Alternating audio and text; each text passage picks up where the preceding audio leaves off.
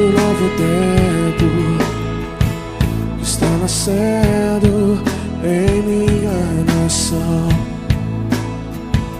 Eu sou fruto de uma semente que foi plantada há muito tempo atrás por meus irmãos.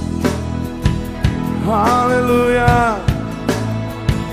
Eu faço parte de um novo tempo que está nascendo em minha nação. Eu sou fruto de uma semente que foi plantada há muito tempo atrás por meus irmãos. Uma geração de profetas, a geração de Samuel está se levantando em todo lugar. A geração de Samuel está se levantando em todo lugar. A geração de Samuel, aleluia. A geração de Samuel está se levantando em todo lugar. Geração que depois Saul, geração que unge Davi, geração que depois Saul,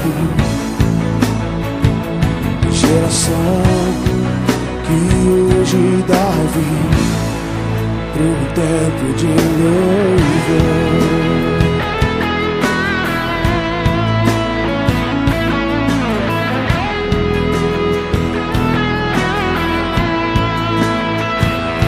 Geração que depois Saul,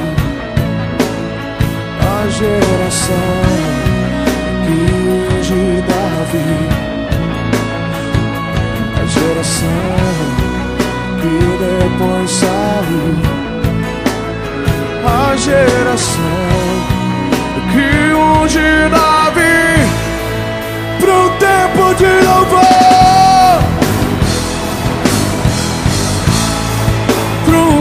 De louvor,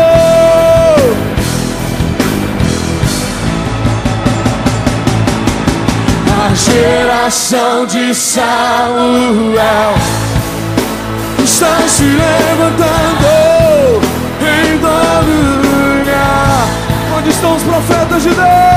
A geração de Samuel está se levantando em todo lugar. Geração que depois Saul,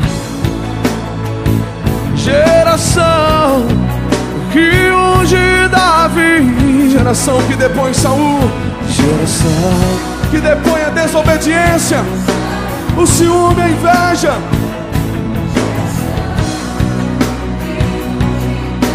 A geração que depõe Saul,